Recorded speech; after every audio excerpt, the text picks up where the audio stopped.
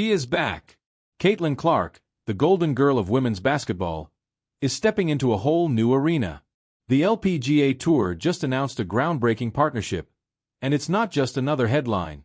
It's a cultural moment, one that blurs the lines between basketball courts and golf greens, between athletic excellence and global marketing power. But while the sports world celebrates, one familiar name is not clapping. Angel Reese. The self-proclaimed "it girl" of the WNBA isn't taking the news well. And what started as a simple press release has now spiraled into one of the most talked-about meltdowns in recent sports memory. The drama began the second the LPGA confirmed the deal. Caitlin Clark, the ratings juggernaut and endorsement machine, was officially partnering with the LPGA Tour for a multi-year, multi-million-dollar contract. This wasn't some promotional stunt or one-off charity appearance. It was a full-fledged partnership, complete with branding rights, cross-sport events, and a marketing plan that stretches well into 2026. In simple terms, Caitlin Clark is now the face of not just the WNBA, but of women's sports as a whole. The face of a movement that's rewriting what it means to be a female athlete in America. When the news broke, the reaction was instant and explosive. Fans flooded social media, sponsors issued congratulatory statements, and sports journalists scrambled to cover the story. The LPGA hadn't seen this level of mainstream buzz in years. One reporter described the media turnout as unbelievable for a Wednesday, with local and national outlets swarming the prom event just to catch a glimpse of Caitlin. Cameras followed her every move, every swing, every smile. Spectators who had never once tuned into women's golf suddenly wanted autographs. It wasn't about golf anymore. It was about presence, about star power, about Caitlin Clark. But while the celebration echoed across the internet, Angel Reese opened her phone and did what Angel Reese does best. She made it about her. Without mentioning Caitlin by name, Reese fired off a tweet, "I can play golf too." Just 5 words, dripping with envy. It was subtle enough to claim innocence but sharp enough to draw blood. Within minutes, social media erupted. Thousands of replies flooded in, all saying what everyone was already thinking. Just say you're jealous and move on. For many fans, the tweet was a breaking point. For months, they'd watched this unspoken rivalry simmer beneath the surface.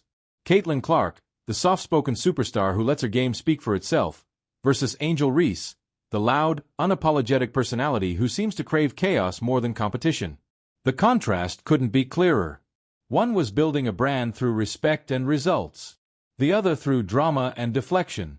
At this point, Caitlin Clark's name has practically become a trigger in the WNBA.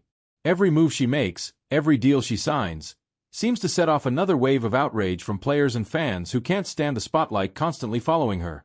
But the truth is undeniable.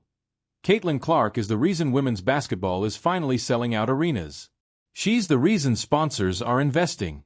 She's the reason people who never cared about the WNBA are suddenly tuning in. And that kind of impact, that kind of influence, doesn't come without backlash. Clark's LPGA contract, reportedly worth between $6 and $8 million over 2 years, includes endorsement tie-ins with Nike Golf, event appearances, and a series of promotional campaigns designed to highlight female athletes breaking boundaries. It's the kind of deal that redefines how women in sports are marketed, a blend of athletic excellence and media savvy that turns athletes into global brands. For the LPGA, it's a lifeline. For Caitlin Clark, it's another mountain conquered. And for Angel Reese, it's a reminder that she's no longer the main character. Because while Caitlin was out there breaking viewership records and turning sports broadcasts into cultural events, Angel Reese's star was dimming. Her stat lines were solid, but her headlines weren't about performance. They were about attitude. Controversial interviews, cryptic tweets, and constant tension with fans had begun to overshadow her talent. The internet started seeing her not as a competitor, but as a complainer. Every time Caitlin's name trended for breaking barriers, Angel trended for throwing shade. The difference wasn't just professional. It was personal. The contrast between them could be seen everywhere. When Caitlin Clark entered the WNBA draft, viewership numbers shattered records. When Angel Reese was selected, the coverage barely made a blip. When Caitlin's first WNBA game sold out an arena, Reese's debut drew half-empty stands. Every statistic, every sponsorship, every storyline pointed in the same direction.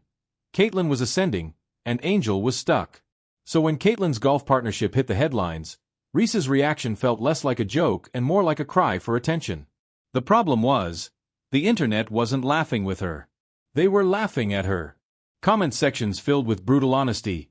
Every time Caitlyn wins, Angel loses her mind. She's proving Caitlyn's point without Caitlyn saying a word. Even analysts chimed in, noting that jealousy isn't a strategy, it's a distraction. And yet, the story didn't stop there. Because while Angel's tweet backfired, Caitlyn stayed silent. No response, no subtweet, no interview. Just calm professionalism. That silence, that poise, made her even more powerful. Every tantrum from Angel only highlighted Caitlyn's grace.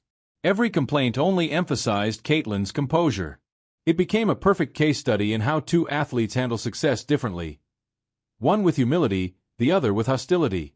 For Caitlyn, the LPGA partnership wasn't just about golf. It was about evolution.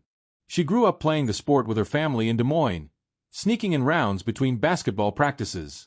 Golf, in a sense, was her escape, a place where competition met calm.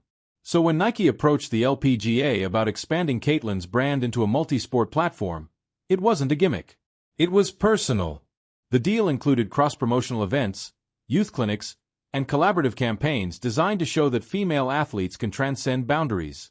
To the LPGA, Caitlyn represented the modern athlete, talented, relatable, and unshakably professional. Meanwhile, Angel Reese found herself once again on the outside looking in. Her brand, built on boldness and controversy, suddenly felt outdated.